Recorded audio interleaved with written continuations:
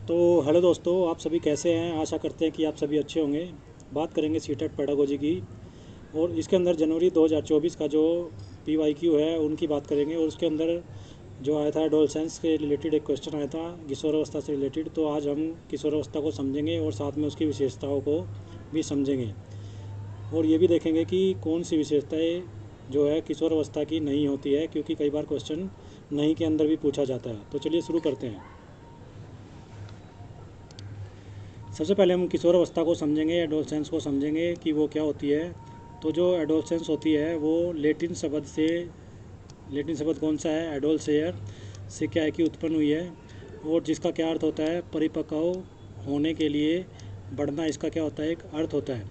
और ये अवस्था का जो काल होता है, जो समय होता है, वो 12 से 19 वर्ष की आयु के बीच माना जाता है। अब बात करते हैं कि किशोरावस्था, बाल्यावस्था और जो वयस्कता होती है उनके बीच की अवस्था होती है, उनके मध्य की अवस्था होती है। और जब एक बच्चा शारीरिक और मानसिक रूप से एक वयस्क के रूप में विकसित होता है, तो इस तरीके की अवस्था को किशोरावस्था कहा जाता है। तो एडोलसेंस जो शब्द है वो लेटिन शब्द के एडोलसेयर से निकला है, और जिसका अर्थ आपको अच्छे से समझ लेना है। इसका अर्थ होता है परिपक्व होने के लिए बढ़ना। और इसके साथ में आपको ये क्वेश्चन भी आपका कई बार पूछ सकते हैं कि इसकी अवस्था की जो एज होती है वो कहाँ से कहाँ तक होती है। तो कई बार 10 से ऊपर हम मान लेते हैं, और 20 के शुरुआत तक, या फिर आप 12 से 19 वर्ष की आयु के बीच की अवस्था को एडोलसेंस कह सकते हैं। उसके बाद बात करते हैं कि जो मनोवैज्ञानिक हुए हैं, बड़े मनोवैज्ञानिक स्टेनले हॉल, उन्होंने किशोर अवस्था का अध्ययन किया है, और उन्होंने किशोर अवस्था पर एक ग्रंथ भी लिखा है। उनका कहना है कि किशोर अवस्था तनाव, तूफान और विरोध की अवस्था होती है। मतलब किशोर अवस्था को तनाव, तूफान और विरोध की अवस्था किसने कहा है, स्टेनले हॉल ने कहा है।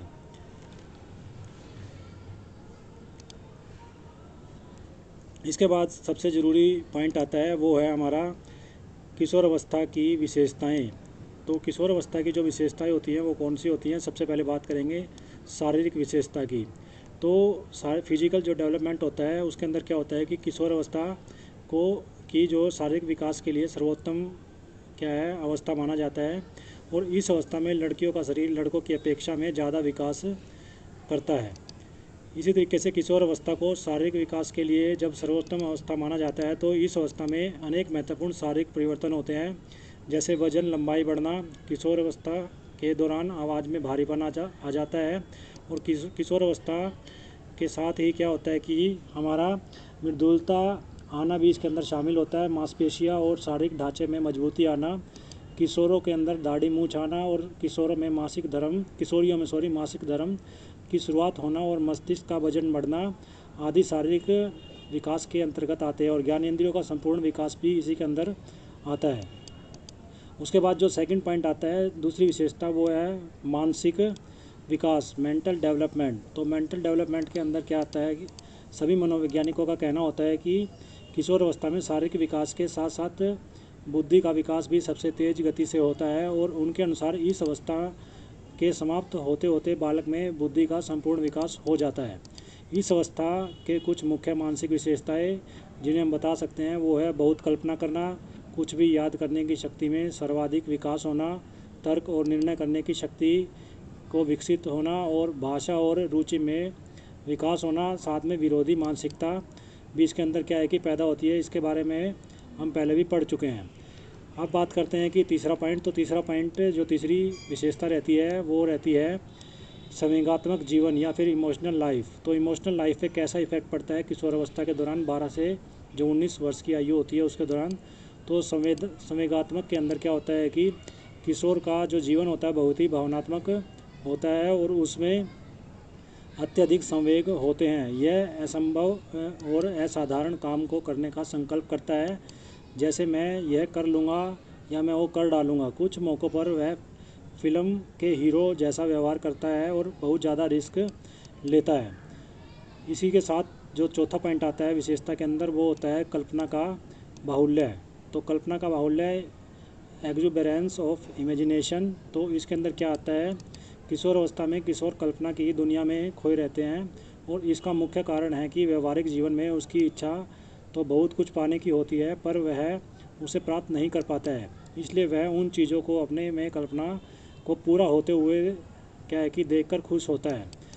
और जैसे फिल्म में BMW कार देखकर उसकी इच्छा होती है कि वह भी अपने दोस्तों के साथ इस कार में घूमे, लेकिन ये संभव नहीं हो पाता है, इसलिए वह विवश सपन देखने लगता है। इस तरह के कल्पना में रहकर खुश रहने लगता है, इसलिए वह आत्म केंद्रित और अंतर्मुखी रहने लगता है। और इस उम्र में बच्चे अपने आप से और अपने दोस्त से ज़्यादा मतलब रखते हैं।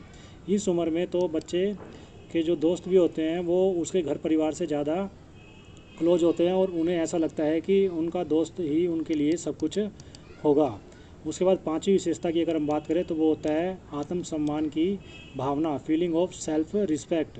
तो फीलिंग ऑफ सेल्फ रिस्पेक्ट के अंदर अगर बात की जाए तो मानव विकास की 4 अवस्थाओं में से किशोर अवस्था में सम्मान की भावना क्या है कि सबसे ज़्यादा प्रबल होती है और उसे छोटी छोटी बातों से लगता है कि उसका आत्मसम्मान को ठेस पहुंची है। जैसे कोई उसकी बात न माने तो उसके पापा ने शाम बाहर जाना मन कर दिया हो, या फिर उसकी मम्मी ने उसे बोला हो कि ये उम्र नहीं है मोबाइल रखने की। तो इस तरीके की जो बातें होती है इसके अंदर क्या है कि उसकी आत्मसम्मान को ठेस पहुंच सकती है अगर उसको इस तरीके से डांटा जाए। तो हमें यह समझना चाहिए कि यह एक आम बात है इस अवस्था की ओर, इसलिए उनसे मनोवैज्ञानिक व्यवहार न करके प्रेम और सहानुभूति से पढ़ना और उन्हें सिखाना चाहिए। उसके बाद बात करते हैं कि छठी जो करेक्टरिस्टिक्स है वो है वीर पूजा का समय, आइडल वर्शिप। तो इसके अंदर क्या होता है कि इस अवस्था में किशोर अपने माता पिता या शिक्षक को वीर पुरुष नहीं मानते हैं। उनके लिए वीर पुरुष इतिहास के क्रांतिकारी, फिल्मों के हीरो या फिर क्रिकेटर होते हैं। वे उन्हीं का गुणगान करते रहते हैं और उन्हीं की जैसा बनना चाहते हैं। उसके बाद बात करते हैं 7वीं करेक्टरिस्टिक्स की। तो इसके अंदर क्या होता है कि स्वतंत्रता और विद्रोह की भावना, feeling of freedom and resistance. तो इसके अंदर जो स्वतंत्रता और विद्रोह की भावना होती है, इस अवस्था में बालक स्वतंत्र रहना चाहता है। वह अपने परिवार वालों के सभी बातों को नहीं मानता है और वह किसी प्रकार के रिवाज और अंधविश्वास को नहीं मानता है। अगर उसके ऊपर कोई गलत इल्ज़ाम लगता है तो उसका वह पुरजोर विरोध करता है। और किशोर अवस्था में बालक बड़ा ही स्वाभिमानी होता है, जैसा कि हम पहले भी बात कर चुके हैं। उसके बाद 8वीं जो करेक्टरिस्टिक्स आती है वो आती है अपराध प्रवृत्ति का विकास। तो अपराध प्रवृत्ति का विकास भी इसी अवस्था के अंदर आता है, डेवलपमेंट ऑफ क्रिमिनल टेंडेंसी। इसके अंदर वैलेंटाइन का मानना है कि किशोर अवस्था में ही बच्चे में आपराधिक प्रवृत्ति का विकास सबसे नाजुक समय होता है ये, और इस काल में ही बच्चे पक्के अपराधी बनते हैं और अपना आपराधिक व्यावसायिक जीवन प्रारंभ करते हैं। इसका मुख्य कारण क्या होता है कि स्नेह की कमी होती है उनके अंदर, प्यार की कमी जब हो, या फिर साहसी कार्य करने की इच्छा हो, या आत्म प्रदर्शन की भावना, या व्यवसाय की चिंता, या इच्छा पूर्ति में बाधा और असफलता। इस तरीके के कारण से क्या है कि वो अपराध की प्रवृत्ति को अपना लेता है। उसके बाद जो 9वीं करेक्टरिस्टिक्स आती है एडोलसेंस की, किशोर अवस्था की, तो वो होती है खुद पर ज़्यादा भरोसा। तो एक्सेसिव सेल्फ रिलायंस होता है इसके अंदर। तो किशोर अवस्था में बालक को खुद पर ज़्यादा भरोसा होता है और वह अपने माता पिता या अपने से बड़े लोगों के बातों को नहीं सुनता और उन्हें अनदेखा कर देता है। उसे लगता है कि सब कुछ वह कर सकता है और उसके भविष्य के लिए उससे बेहतर कोई नहीं सोच सकता। अंतिम जो हम बात करेंगे करेक्टरिस्टिक्स की तो वो होती है स्थिरता और समायोजन का अभाव, lack of stability and adjustment. तो इसके अंदर क्या होता है कि रोस का कहना है कि किशोर अवस्था में किशोर फिर से शिशु के समान व्यवहार करने वाला होता है या फिर करने लगता है, और किशोर के विचार कभी कुछ होते हैं और कभी कुछ होते हैं। हर पल उसके विचार बदलते रहते हैं। इसका मुख्य कारण उसमें आकस्मिक परिवर्तन होना होता है। तो ये कुछ विशेषताएं हैं जो किशोर अवस्था को दर्शाती है और किशोर अवस्था के अंदर होती हैं। इसमें शारीरिक विकास, मानसिक विकास, संवेगात्मक जीवन, कल्पना का बाहुल्य, आत्मसम्मान की भावना, वीर पूजा का समय, स्वतंत्रता और विद्रोह की भावना, अपराध प्रवृत्ति का विकास, खुद पर ज़्यादा भरोसा और स्थिरता और समायोजन का अभाव, ये सारे शामिल होते हैं। उसके बाद बात करते हैं कि जो अभी पीछे ही जनवरी 2024 के अंदर एग्ज़ाम हुआ है तो उसके अंदर जो क्वेश्चन आता है या फिर किशोर अवस्था से रिलेटेड हर बार जो क्वेश्चन आते रहते हैं, तो इसी तरीके से एक क्वेश्चन आया था 2024 जनवरी के अंदर। तो वो उस क्वेश्चन को हम देख लेते हैं कि किशोर अवस्था के बारे में क्या है कि निम्नलिखित में से कौन सा कथन सत्य नहीं है। तो पहला जो ऑप्शन दिया गया है वो है किशोर अवस्था एक सामाजिक संरचना है।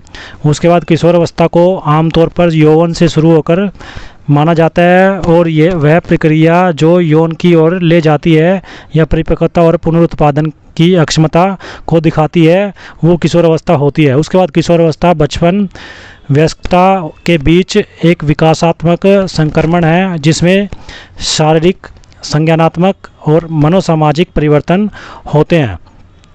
चौथा पॉइंट जो दे रखा है ऑप्शन में वो है विभिन्न संस्कृतियों के बच्चों के एक समान तरीके से किशोर अवस्था विषय में क्या है कि प्रवेश करते हैं और उसका अनुभव भी करते हैं। तो इसके अंदर हम देखें तो जो दूसरा पॉइंट है वो किशोर अवस्था आमतौर पर यौवन से शुरू होती है और प्रक्रिया यौन की ओर ले जाती है, जैसा कि हमने पीछे ही पढ़ा है कि यौन परिपक्वता जो है वो इसी के अंदर आती है किशोर अवस्था के अंदर, तो ये सही है। उसके बाद किशोर अवस्था बचपन और वयस्कता के बीच का विकासात्मक संक्रमण है, ये भी बिल्कुल सही है, हमने पीछे ही पढ़ा है, जिसमें शारीरिक, संज्ञानात्मक और मनोसामाजिक परिवर्तन होते हैं। उसके साथ विभिन्न संस्कृतियों के बच्चे जो होते हैं एक समान तरीके से किशोर अवस्था में प्रवेश करते हैं, चाहे वो किसी भी संस्कृति से रिलेटेड हो, और उसका अनुभव भी करते हैं। तो ये तीनों पॉइंट जो है सेकंड, थर्ड और फोर्थ जो है बिल्कुल सही है। जो गलत है, जो सही नहीं है कथन, वो है फर्स्ट। तो किशोर अवस्था एक सामाजिक संरचना नहीं हो सकती, क्योंकि समाज के अंदर जो जितने भी व्यक्ति होते हैं, चाहे वो किसी बच्चे का अध्यापक हो, कोई अध्यापक हो या माता पिता हो या फिर कोई और हो, तो उनकी बच्चा बिल्कुल भी नहीं सुनता है, बिल्कुल समाज से बिल्कुल ही अलग तरीके से क्या है कि व्यवहार करता है। तो किशोर अवस्था को एक सामाजिक संरचना नहीं माना जा सकता। उसके बाद कुछ इसी तरीके से रिलेटेड क्या है कि आगे भी क्वेश्चन आ सकते हैं किशोर अवस्था के अंदर सीटेट के एग्ज़ाम के अंदर। तो उसकी के कई बार क्या है कि किशोर अवस्था की विशेषताएं नहीं पूछते, बल्कि किशोर अवस्था की विशेषताएं नहीं है, ये क्वेश्चन आपसे पूछ सकते हैं। तो इसके अंदर क्या है कि जो विशेषताएं नहीं है वो उसमें कुछ पॉइंट आप याद कर सकते हैं जो बहुत ही इंपॉर्टेंट है और इनका कोई क्वेश्चन सीटेट के अंदर बन सकता है। तो पहला है व्यवहार में स्थिरता किशोर अवस्था की विशेषता नहीं है। इसी तरीके से मांसपेशियों का भार शरीर के कुल भार का 20% होता है, ये भी किशोर अवस्था की जो विशेषता है उसके लिए नहीं है, मतलब ये किशोर अवस्था की विशेषता में शामिल नहीं किया जाएगा। कि ये कई बार माना जाता है कि कुल भार का 20% क्या है मांसपेशियों का भार होता है, ये किशोर अवस्था के लिए सत्य नहीं है। और व्यवहार में स्थिरता भी किशोर अवस्था के लिए सत्य नहीं है। उसके बाद भोजन संबंधी विकार अगर माना जाए तो ये भी किशोरों के सामने आने वाली कोई बड़ी चुनौती नहीं होती, क्योंकि इसी समय पर जो उसका शारीरिक और मानसिक विकास है बहुत ज़्यादा, जो हार्मोन्स होते हैं उसके अंदर परिवर्तन आते रहते हैं और शारीरिक और मानसिक विकास बहुत तेज गति से क्या है कि बढ़ता है। तो भोजन संबंधी विकार किशोर अवस्था के अंदर चुनौती नहीं होती है। उसी तरीके से यह भी सच नहीं है कि वे अपने कार्यों के भविष्य के परिणामों को आसानी से कल्पना कर लेते हैं। तो ये क्या है कि भविष्य के अंदर आने वाले जो परिणाम होते हैं वो आसानी से कल्पना कर लेते हैं। तो ये भी क्या है कि सच नहीं है, किशोर अवस्था की विशेषता नहीं है। और उसके बाद किशोर अवस्था के दौरान लंबाई में कमी होती है, तो ये भी सत्य नहीं है, क्योंकि किशोर अवस्था के अंदर क्या है कि शारीरिक और मानसिक विकास बहुत तेज़ी से बढ़ता है। उसके बाद किशोर अवस्था एक सामाजिक संरचना है, जैसा कि हमने पढ़ा, ये सामाजिक संरचना नहीं होती, क्योंकि समाज के अंदर रहकर वो लोगों की नहीं सुनता है। कोई भी बच्चा जब किशोर अवस्था के अंदर प्रवेश करता है तो वो सिर्फ सेल्फ सेंटर्ड होता है, खुद पर ध्यान केंद्रित करता है और खुद की ही सुनता है, खुद के अनुसार ही चलता है। तो ये एक सामाजिक संरचना भी नहीं है, किशोर अवस्था सामाजिक संरचना भी नहीं है। तो वीडियो को ज़्यादा से ज़्यादा लाइक कीजिए। ये था किशोर अवस्था के बारे में, विशेषताएँ कौन सी हैं और कौन सी नहीं है, सभी को हमने डिटेल से पढ़ा है इसके अंदर। वीडियो को ज़्यादा से ज़्यादा लाइक कीजिए एंड शेयर कीजिए। साथ में सीटेट या अदर टीचिंग एग्ज़ाम्स की तैयारी के लिए चैनल को सब्सक्राइब कीजिए। धन्यवाद।